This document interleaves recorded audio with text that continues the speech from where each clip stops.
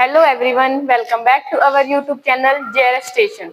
So let's start our today's class that is about EPRG model and theories of international trade and India's foreign trade policy. तो आज का जो हमारा topic रहेगा वो इन तीन चीजों पर ही हम आज का टॉपिक डिस्कस करेंगे।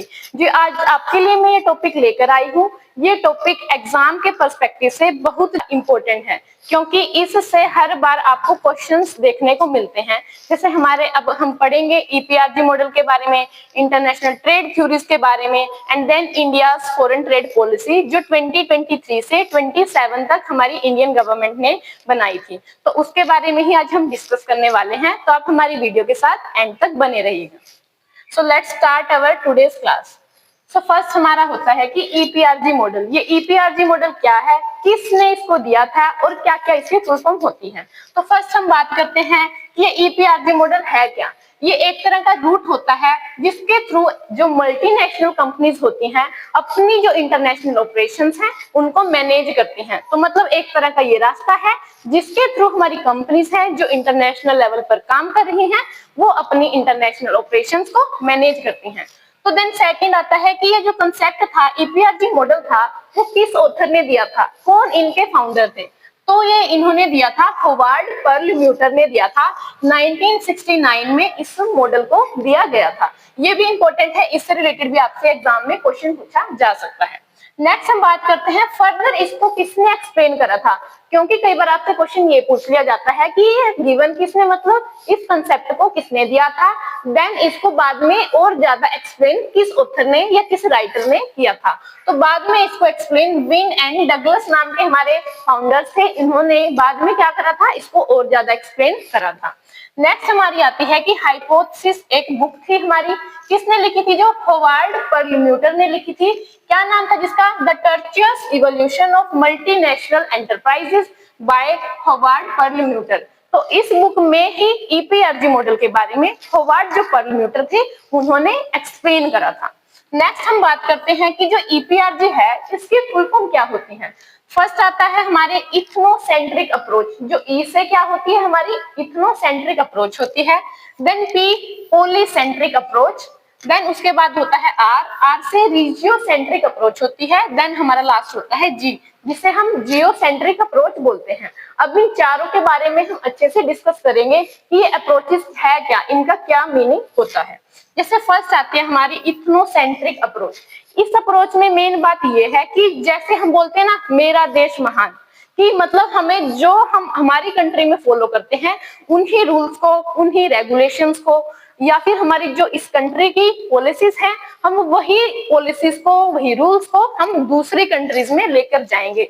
मतलब बिना कोई चेंजेस के, बिना कोई इसमें कोई हम कुछ भी इसमें मॉडिफिकेशन करें, हम डिफरेंट कंट्रीज में इन पॉलिसीज को फॉलो करेंगे। जैसे इसमें क्या होता है कि everywhere the same strategy as at home. मतलब एक ऐसी कंपनी जो क्या करती है अपनी होम कंट्री में जो जो स्ट्रेटेजीज को फॉलो करती है अपने गुड्स या सर्विसेज को सेल या परचेज करने के लिए, वही वो स्ट्रेटेजीज अदर कंट्रीज में क्या करती है, फॉलो करती है। अब इसमें मेन बात क्या है, जो एम्प्लॉइज वो हायर करेगी, जैसे वो मल्टीनेशनल कंपनी है तो डिफरेंट कंट्रीज में अपना बिजनेस करेगी। अब ऐसा तो है नहीं कि बिजनेस वो बिना एम्प्लॉइज के कर लेगी, तो एम्प्लॉइज की उसे जरूरत पड़ेगी। अब एम्प्लॉइज वो कहाँ से हायर करेगी, जो अपनी होम कंट्री है। जैसे हम एग्जांपल लेकर चल सकते हैं कि इंडिया की कोई कंपनी वो मल्टीनेशनल कंपनी है और वो डिफरेंट कंट्रीज में अपना बिजनेस कर रही है। अगर वो इथनोसेंट्रिक अप्रोच को फॉलो करती है तो वो क्या करती है, पहले अपनी जो भी स्ट्रेटेजीज हैं इंडिया में जो उसने वो करी हुई है, लगाई हुई है, वही स्ट्रेटेजीज को वो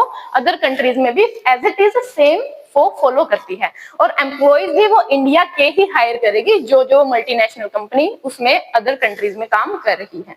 ये होती है हमारी इथनोसेंट्रिक अप्रोच। देन नेक्स्ट होती है हमारी पॉलीसेंट्रिक अप्रोच। अब इसमें क्या है, इसमें separate and distinct strategy for each foreign market. अब इसमें क्या होता है कि हर एक फॉरेन मार्केट, कि मैं अगर यूएसए में जा रही हूँ, यूनाइटेड किंगडम में जा रही हूँ या फिर जर्मनी जा रही हूँ, तो हर कंट्री के लिए मैं एक अलग से एक बिल्कुल यूनिक स्ट्रेटेजी को क्या करूंगी, अपने अकॉर्डिंग उस कंट्री के अकॉर्डिंग बनाऊंगी। तो इसमें मैं क्या करती हूँ, सेपरेट और डिस्टिंक्ट स्ट्रेटेजी बनाती हूँ हर एक यूनिक कंट्री के लिए। अब इसमें मेन बात आती है लोकलाइजेशन। मतलब जो भी वहां की लोकल पीपल हैं, लोकल रिसोर्सेज हैं, उनके अकॉर्डिंग ही मैं क्या करती हूँ, अपनी जो स्ट्रेटेजीज हैं उनको इम्प्लीमेंट करती हूँ। नेक्स्ट आती है हमारी रीजियो सेंट्रिक अप्रोच। अब ये रीजियो सेंट्रिक जैसे इसके नाम में है रीजियो, मतलब रीजन वाइज जो कंपनी है अपनी स्ट्रेटेजी को फॉलो करती है। इसमें क्या होता है, इसमें सेपरेट एंड डिस्टिंक्ट स्ट्रेटेजी रहती है हर एक रीजन के लिए। अब जैसे हमारा पूरा वर्ल्ड है, अब क्या करती है कंपनी, पूरे वर्ल्ड को उसने रीजन्स में डिवाइड कर दिया, डिफरेंट डिफरेंट रीजन्स में। अब वो रीजन कैसे डिवाइड करती है कि कुछ कंट्रीज हैं जिनके रीजन्स, जो रिलीजन्स हैं, उनका कल्चर है या फिर उनके कोई भी क्या है ट्रेडिशंस, जब उनका सिमिलर है तो उन्होंने उन कंट्रीज को, 2 या 4 कंट्रीज को एक ग्रुप में क्या कर दिया, उनको कंबाइन कर दिया। तो अब वो एक उसने रीजन बना दिया। ऐसे ही 3-4 कंट्रीज को उसने एक और रीजन बना दिया। तो वो डिफरेंट डिफरेंट रीजन के लिए अलग अलग स्ट्रेटेजीज को फॉलो करती है। नेक्स्ट हम बात करते हैं जियोसेंट्रिक अप्रोच। अब ये जियोसेंट्रिक अप्रोच में क्या होता है, इसमें वन स्ट्रेटेजी रहती है for all countries world wide. मतलब अगर कोई भी कंपनी है जो वर्ल्ड वाइड अपना बिजनेस कर रही है, तो जैसे जो भी वो स्ट्रेटेजी अपनी होम कंट्रीज में फॉलो करती है, वही स्ट्रेटेजी को वो all over the world follow करेगी। तो ये था हमारा ईपीआरजी मॉडल। इससे हर बार आपको क्वेश्चंस देखने को मिल जाते हैं, तो इसको आपको क्या करना है, अच्छे से एनालाइज करना है, अच्छे से इसको अंडरस्टैंड करना है। जैसे नेक्स्ट हम बात करते हैं, हमारी आती है थ्योरीज ऑफ इंटरनेशनल ट्रेड। अब ये जो थ्योरीज है, इससे भी आपके यूजीसी नेट में हर बार क्वेश्चन पूछे जाते हैं, तो इसको भी आपको अच्छे से समझना है। तो फर्स्ट हमारी क्या होती है, क्लासिकल या फिर country based theory. Then second होती है हमारी मॉडर्न एंड कंपनी या फर्म बेस्ड थ्योरी। जैसे फर्स्ट इसमें कुछ असम्पशन होती हैं, कुछ हमारी इसकी फीचर्स होती हैं क्लासिकल या फिर कंट्री बेस्ड थ्योरी की। इसमें फर्स्ट होता है ओनली 2 कंट्रीज। इसके असम्पशन हम एक लेके चलते हैं कि हम 2 ही कंट्रीज को यहाँ पर बात करते हैं, 2 ही कंट्रीज को यहाँ पर लेकर चलते हैं।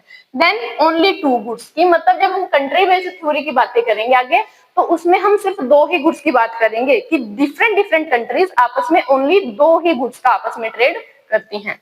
नेक्स्ट आता है labour is only factor of production, कि हम यहाँ पे अदर फैक्टर्स को लेकर नहीं चलते, ओनली लेबर को ही as a factor of production यहाँ पर काउंट करा जाता है। कि हम ना तो लैंड को लेकर चल रहे, ना कैपिटल को लेकर चल रहे, और चीजों को हमने क्या कर दिया, कांस्टेंट या फिर फिक्स्ड कर दिया, जबकि लेबर ही हमारा यहाँ पर एक फैक्टर ऑफ प्रोडक्शन होता है। नेक्स्ट हम बात करते हैं size of countries economics is equal. जो हम डिफरेंट डिफरेंट कंट्रीज के साथ जब ट्रेड करेंगे, तो जितने भी कंट्रीज होगी उनकी इकोनॉमिक्स का साइज होगा जो वो इक्वल होगा। नेक्स्ट आता है countries are driven only by maximisation of production and consumption, कि यहाँ पे कंट्रीज का मेन फोकस क्या है, अपने प्रोडक्शन को और जो भी कंजप्शन है उसको ही मैक्सिमाइज करने का काम किया जाए। नेक्स्ट होता है हमारा priority on increasing the wealth of one own nation, कि यहाँ पे जो मेन कंट्री का फोकस रहता है वो ये रहता है कि कंट्री अपनी खुद की वेल्थ को इंक्रीज करना यहाँ पर चाहती है, कि मतलब अपनी खुद की ट्रेजरी है, जो गोल्ड है, सिल्वर है, उनको ही इंक्रीज करना यहाँ पर चाहती है। नेक्स्ट हमारी होती है मॉडर्न या फिर कंपनी फर्म बेस्ड थ्योरी। इसमें हम फर्स्ट बात करते हैं come after rising popularity of MNC. इसका मतलब इवोल्यूशन हुआ ही क्यों था, जो हमारी मॉडर्न बेस्ड थ्योरी है उनका इवोल्यूशन जब हमारी मल्टीनेशनल कंपनीज राइज होना शुरू हो गई थी, एमर्ज होना जब से वो शुरू हुई, तब से ही हमारी मॉडर्न जो कंपनी बेस्ड थ्योरीज हैं उनका इवोल्यूशन होना शुरू हो गया। नेक्स्ट हमारे आता है जो इनके फाउंडर्स थे, कि जो भी हमारी मॉडर्न थ्योरीज हैं उनके जो फाउंडर्स थे वो प्रोफेसर्स थे बिजनेस स्कूल्स के, नॉट इकोनॉमिस्ट। मतलब जो हम जैसे अब बात करेंगे कि कुछ क्लासिकल थ्योरीज थी, उनके जो भी राइटर थे, फाउंडर्स थे, वो हमारे इकोनॉमिस्ट थे ज्यादातर। लेकिन मॉडर्न जो थ्योरीज हैं उनके कौन थे, हमारे फाउंडर्स थे या फिर प्रोफेसर थे बिजनेस स्कूल के, ना कि कोई इकोनॉमिस्ट थे। नेक्स्ट होता है इसमें address the need of company और फर्म। अब ये एक कंपनी की और एक फर्म की ही नीड्स को क्या करती है, एड्रेस करती है, जबकि हमारी क्लासिकल थ्योरीज एक कंट्री की नीड्स को क्या करती है, यहाँ पर एड्रेस करती है। नेक्स्ट हम बात करते हैं कि कुछ क्लासिकल थ्योरीज आती हैं। फर्स्ट उसमें है मर्केंटलिज्म थ्योरी। ये थ्योरी बहुत ज्यादा इंपॉर्टेंट है, इसको कई और नामों से भी जाना जाता है, जैसे zero sum game and protectionist theory. अब इसका जीरो सम नाम ही क्यों दिया गया था? जीरो सम गेम का मतलब है कि यहाँ पर ओनली वन कंट्री को ही बेनिफिट मिलता है। मतलब अगर 2 कंट्री आपस में इंटरनेशनल ट्रेड करती हैं तो वहां पर दोनों कंट्रीज को फायदा नहीं मिलता, ओनली वन ही कंट्रीज को यहाँ पर फायदा मिलता है।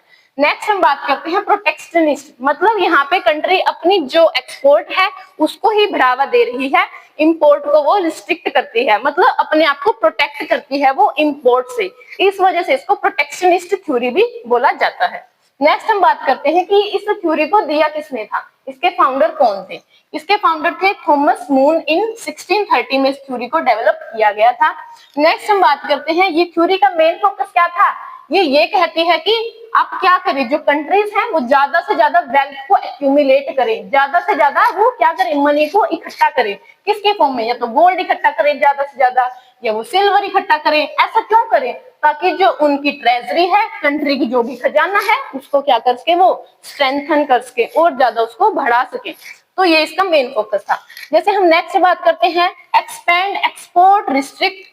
जब ये क्या कहती है कि इसमें हम एक्सपोर्ट को तो ज्यादा से ज्यादा बढ़ावा दें, जबकि इंपोर्ट को हम कम से कम करें। कि एक कंट्री एक्सपोर्ट को तो बहुत ज्यादा करे गुड्स और सर्विसेज के, जबकि वो इंपोर्ट क्या करे, कम से कम करे। ऐसा क्यों है, क्योंकि जब आप एक्सपोर्ट करोगे तो आपके पास फॉरेन करेंसीज आएगी, जबकि जब आप इंपोर्ट करोगे तो आपकी अपनी करेंसी क्या जा रही है, फॉरेन कंट्रीज में जा रही है। तो कोई भी कंट्री ऐसा नहीं चाहती कि क्या करे, वो इंपोर्ट को ज्यादा करे और एक्सपोर्ट को कम करे। तो ये थी हमारी फर्स्ट थ्योरी, मर्केंटाइलिज्म। नेक्स्ट आती है एब्सोल्यूट एडवांटेज या फिर एब्सोल्यूट कॉस्ट एडवांटेज थ्योरी। तो इसके भी कई नाम है, आपसे कई बार इसके नेम से रिलेटेड भी क्वेश्चन पूछ लिया जाता है। तो फर्स्ट इसको किसने दिया था, एडम स्मिथ, जो हमारे फेमस इकोनॉमिस्ट हैं। आपने इकोनॉमिक्स पढ़ी थी तो सबसे पहले आप एडम स्मिथ के बारे में ही पढ़ते हैं। तो इसमें एडम स्मिथ ने इस थ्योरी को दिया था। किस बुक में दिया था, सबसे पहले 1776 में एडम स्मिथ ने इस थ्योरी को दिया था। और कौन सी बुक थी, क्या नाम था उस बुक का, an inquiry into the nature of wealth of nation, इनकी बुक का नाम था। उस बुक में ही इन्होंने एब्सोल्यूट कॉस्ट एडवांटेज थ्योरी को ज्यादा अच्छे से एक्सप्लेन करा था। देन आता है इसमें economic growth of country is dependent on specialisation and division of labour. ये जो थ्योरी है वो क्या कहती है, वो ये कहती है कि जो इकोनॉमिक ग्रोथ है किसी कंट्री की, वो किसके ऊपर डिपेंड करती है, स्पेशलाइजेशन के ऊपर। स्पेशलाइजेशन का मतलब ये है यहाँ पर कि कोई कंट्री अगर किसी गुड्स को मैन्युफैक्चर करने में, उसको प्रोड्यूस करने में अगर स्पेशलाइजेशन उसके पास है, तो ही उसे उस गुड्स को प्रोड्यूस करना चाहिए, उसको मैन्युफैक्चर करना चाहिए, क्योंकि इससे ही वो अपने जो प्रोडक्ट है उसको एक्सपोर्ट को, उसके जो भी इंटरनेशनल ऑपरेशंस है उसको वो बढ़ा सकती है। नेक्स्ट कहते हैं कि डिवीजन ऑफ लेबर, कि आप क्या करो, लेबर को उनके काम के अकॉर्डिंग उनको डिवाइड कर दो, मतलब जिस काम में जो भी लेबर एक्सपर्ट है, जिस तरह की उसके पास स्किल्स हैं, उसके अकॉर्डिंग ही उसको क्या दो, उसके अकॉर्डिंग ही उसको वर्क अलॉट करो। नेक्स्ट आती है ignore transportation cost and opportunity cost. अब जो एडम स्मिथ ने थ्योरी दी थी, उन्होंने ये चीजों को तो एक्सप्लेन करा, लेकिन उन्होंने ना तो ट्रांसपोर्टेशन कॉस्ट की बात करी, ना ही अपॉर्चुनिटी कॉस्ट की बात करी। क्योंकि जब हम एक कंट्री से दूसरी कंट्री में अपने माल को एक्सपोर्ट करते हैं, इंपोर्ट करते हैं, तो कुछ हमारी ट्रांसपोर्टेशन कॉस्ट भी आती है, कि हमें पोर्ट्स की कॉस्ट आएगी, शिप्स में हमें अपने जो सामान है उसको बोर्डिंग करवानी पड़ती है, तो उसकी कॉस्ट को इन्होंने इग्नोर करा था। नेक्स्ट हम बात करते हैं country should specialisation in those goods which give absolute cost advantage, कि एक कंट्री को ऐसे ही गुड्स में स्पेशलाइजेशन होना चाहिए जिसमें उसको क्या हो, एब्सोल्यूट कॉस्ट एडवांटेज हो।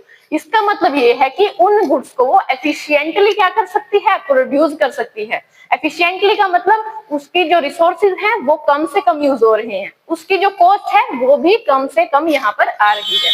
तो मेन फोकस इसमें यही था। अब क्या है इसमें, एब्सोल्यूट कॉस्ट एडवांटेज हो ओवर अदर नेशंस, कि दूसरे कंट्रीज के कंपैरिजन में उसके पास ये एडवांटेज है कि वो उन गुड्स को मोर एफिशिएंटली प्रोड्यूस कर सकती है। तो ये थी हमारी एब्सोल्यूट कॉस्ट एडवांटेज की थ्योरी। नेक्स्ट होती है हमारी कंपैरेटिव एडवांटेज या अपॉर्चुनिटी कॉस्ट थ्योरी। अब इस थ्योरी को किसने दिया था, डेविड रिकार्डो ने इस थ्योरी को दिया था। कब दिया था, 1817 में इस थ्योरी को दिया गया था। अब नेक्स्ट क्या है, कौन सी बुक थी, कि किस बुक में उन्होंने इस थ्योरी के बारे में एक्सप्लेन करा था। तो इससे रिलेटेड भी आपसे क्वेश्चन पूछा जा सकता है। कई बार आपको क्वेश्चन दे दिया जाता है कि ये तो ऑथर है, ये इनकी बुक्स हैं, तो आपको मैच करना है उनको कि इस ऑथर की कौन सी बुक है और इस ऑथर की कौन सी बुक है। तो जो डेविड रिकार्डो है, उनकी बुक का क्या नाम था, principle of political economy and taxation. तो इनकी ये बुक थी जिसमें इन्होंने इस थ्योरी को एक्सप्लेन करा था। नेक्स्ट अब इसके एक और नाम है जो बहुत ज्यादा इंपॉर्टेंट है, आपको याद करना पड़ेगा ये, इसको 2x2x1 मॉडल भी बोला जाता है। अब ये 2x2x1 का मतलब क्या है, कि इसमें 2 कमोडिटी की बात होती है।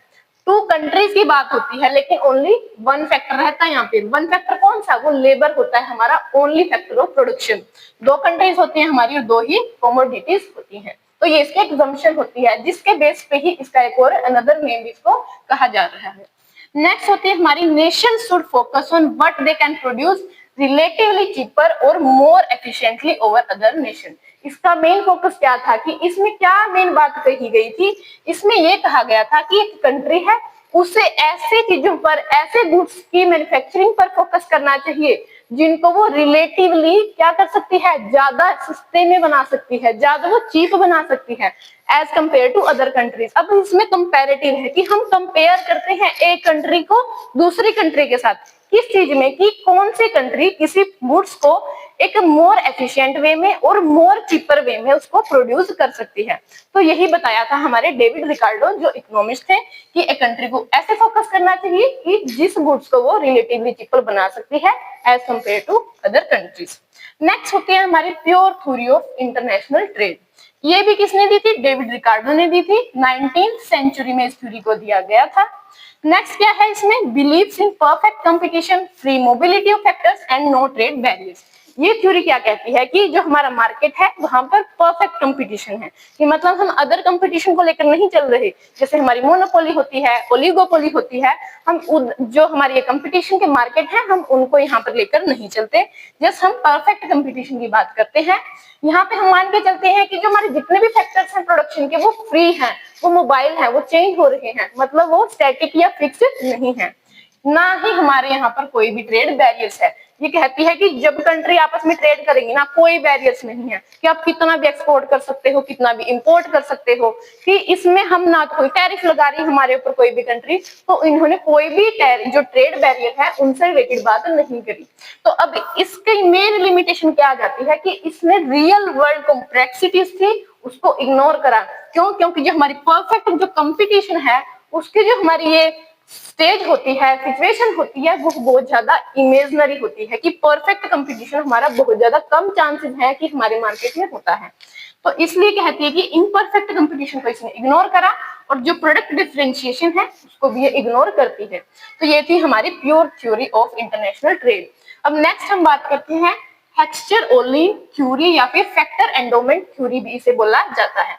अब ये बहुत ज्यादा इंपॉर्टेंट है, इसको अदर नेम से भी जाना जाता है 2x2x2 मॉडल। अब हमने जैसे पीछे पढ़ा था डेविड रिकार्डो की कंपैरेटिव एडवांटेज थ्योरी थी, उसको हम 2x2x1 मॉडल बोलते हैं, जबकि हेक्स्चर-ओलिन की जो थ्योरी है उसको 2x2x2 मॉडल। अब इसमें क्या है?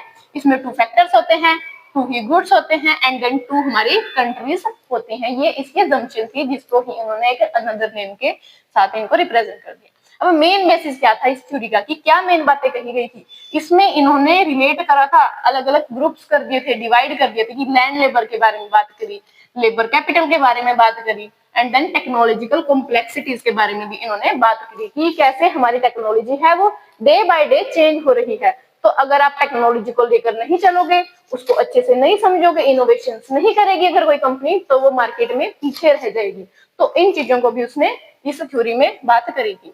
अब ये थ्योरी क्या कहती है मेन, कि कंट्रीज को इंपोर्ट करना चाहिए ऐसे गुड्स का जिसके रॉ मटेरियल उस कंट्री में क्या है, शॉर्टर सप्लाई में है।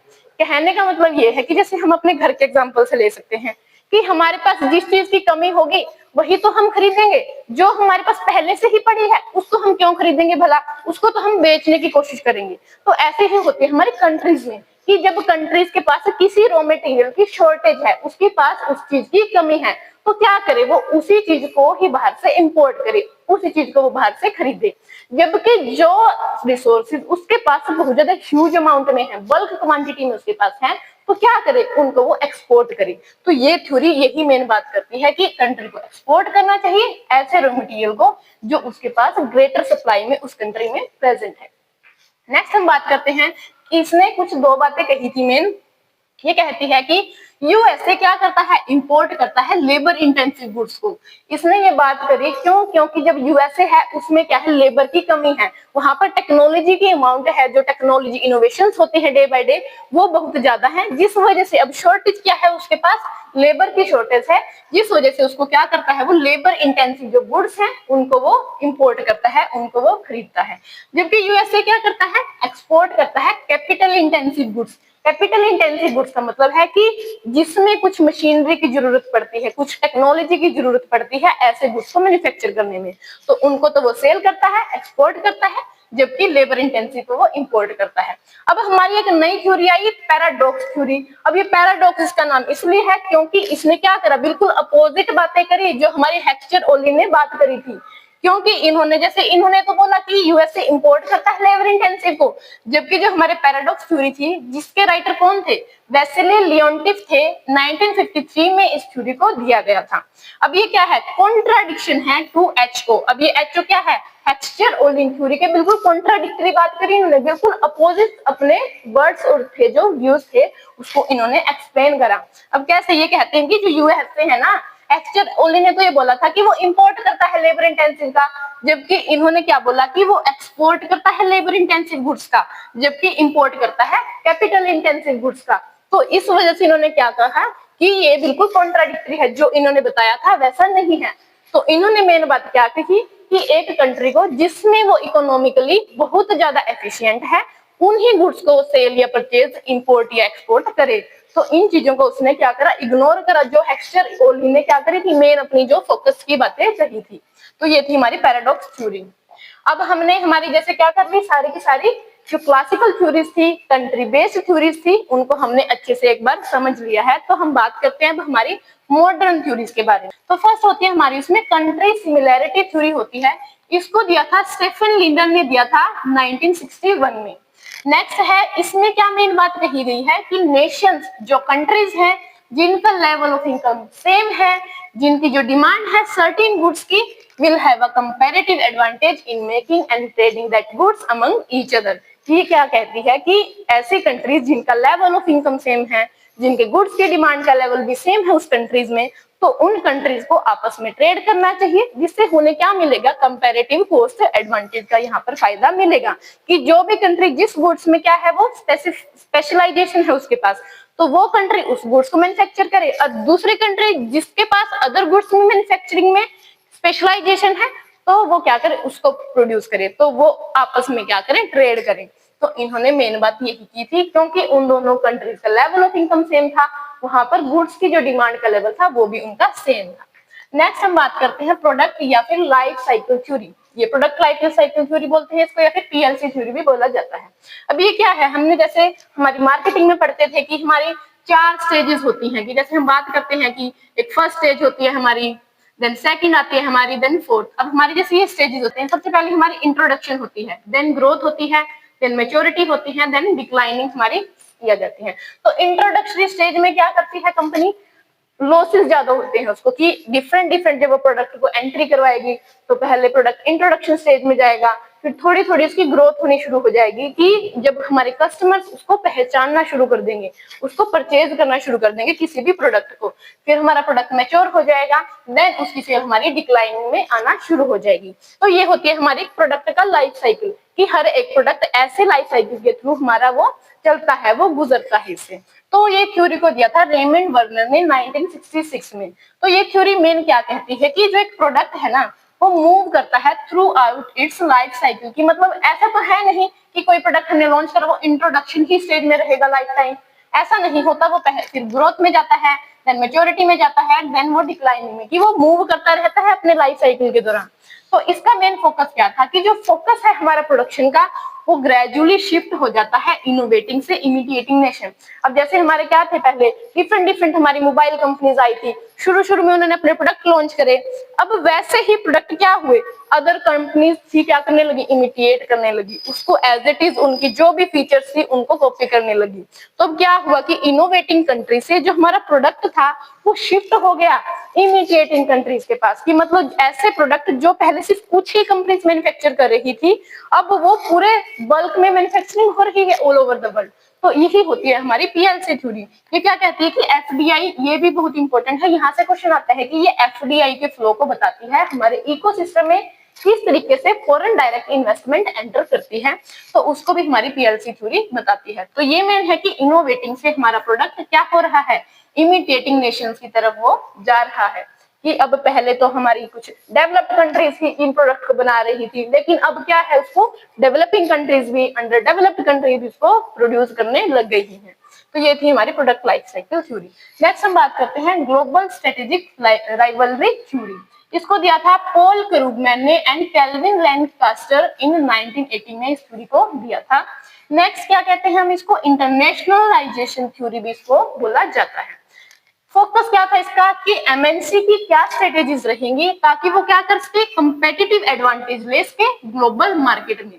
अब कोई कंपनी है, कोई मल्टीनेशनल कंपनी है, कैसे उसे कंपेटिटिव एडवांटेज मिल सकता है, जब वो अपने प्रोडक्ट को all over the world sell करेगी, जब वो क्या करती है, रिसर्च एंड डेवलपमेंट पे, R&D पे बहुत ज्यादा इन्वेस्ट करेगी, वो इंटेलेक्चुअल प्रॉपर्टी राइट्स को प्रोटेक्ट करेगी, इकोनॉमी ऑफ स्केल का वो ज्यादा से ज्यादा फायदा लेगी। तो कुछ अलग जो चीजें हैं वो अगर ऐसा करती है तो उसको competitive advantage as compare to other company उसे वो मिलेगा। नेक्स्ट हम बात करते हैं Porter national competitive advantage theory या फिर डायमंड मॉडल। ये बहुत ज्यादा इंपॉर्टेंट थ्योरी है, इससे हमें बहुत सारे क्वेश्चन देखने को मिलते हैं हर बार। कई बार इससे नेम पूछ लिया जाता है कि इस थ्योरी को किसने दिया था, कब दिया था, इसमें क्या मेन बातें गई थी, और सबसे इंपॉर्टेंट इसके क्या 4 डिटर्मिनेंट्स थे, कि 4 फैक्टर कौन से थे जिनके बारे में माइकल पोर्टर ने हमें इस थ्योरी में बताया था। नेक्स्ट हम बात करते हैं tells whether we are able to gain competitive advantage in domestic market, कि ये हमें ये बताती है कि एक कंपनी क्या वो एबल है कि उसे अपने डोमेस्टिक मार्केट में कंपेटिटिव एडवांटेज मिल सकता है या नहीं मिल सकता, तो उसके बारे में ही ये बात करती है।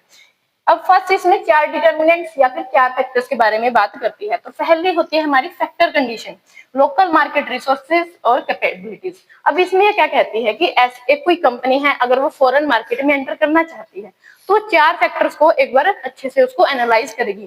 फर्स्ट फैक्टर क्या है कि जहां पे भी वो एंटर करना चाहती है वहां के लोकल मार्केट रिसोर्सेज कैसे हैं, कि वहां पर लेबर की अवेलेबिलिटी है, लैंड है या नहीं है, वहां पर कैपिटल की अमाउंट कितनी अवेलेबल होगी, तो इन चीजों को वो अच्छे से स्टडी कर ही एंटर करती है। नेक्स्ट हम बात करते हैं डिमांड कंडीशन, कि जिस भी गुड्स की वो मैन्युफैक्चरिंग करेगी, जिस भी गुड्स को वो प्रोड्यूस करेगी, उस गुड्स की उस कंट्री में कितनी डिमांड रहने वाली है। नेक्स्ट हम बात करें रिलेटेड एंड सपोर्टिंग इंडस्ट्री, कि जिस भी कंट्री से वो रॉ मटेरियल परचेज करेगी, जिसके साथ भी वो अपने थोड़े ट्रेड रिलेशंस को अच्छा करेगी, तो वो इंडस्ट्री का किस तरीके की इंडस्ट्री है, वो सपोर्टिंग इंडस्ट्री हमारी से जो रिलेटेड इंडस्ट्री है उनका काम करने का तरीका किस तरीके का है। देन होती है हमारी फर्म की स्ट्रेटेजी, स्ट्रक्चरल राइवलरी, कि एक फर्म की क्या स्ट्रेटेजी रहेगी और जो हमारे अदर कंपटीशन है मार्केट में पहले से वहां पर है उनकी क्या स्ट्रेटेजीज रहेंगी, किस तरीके का वो कंपटीशन हमारे वहां पर है, कि परफेक्ट है, इम्परफेक्ट कंपटीशन है। तो हम इन चीजों को ही इसमें थ्योरी में हम एनालाइज कर चलते हैं, जो क्या थी, पोर्टर की नेशनल कंपेटिटिव एडवांटेज थ्योरी थी। अब इसको डायमंड मॉडल भी बोला जाता है, ऐसा किस लिए, क्योंकि जैसे हमने देखा था डायमंड की शेप क्या होती है, ऐसी होती है डायमंड की शेप। अब इसमें हम देखते हैं कि 4 साइड्स हैं, अब 4 ही साइड्स को उन्होंने 4 फैक्टर का नाम दे दिया, किसने, माइकल पोर्टर ने। तो फर्स्ट फैक्टर जैसे हमारा ये था फैक्टर कंडीशन, देन सेकंड बात करें उन्होंने डिमांड कंडीशन की, देन थर्ड बात करिए उन्होंने related and supporting industry, then firm की strategy and structural rivalry. I hope कि आपको अच्छे से ये थ्योरी को समझ आ गया होगा।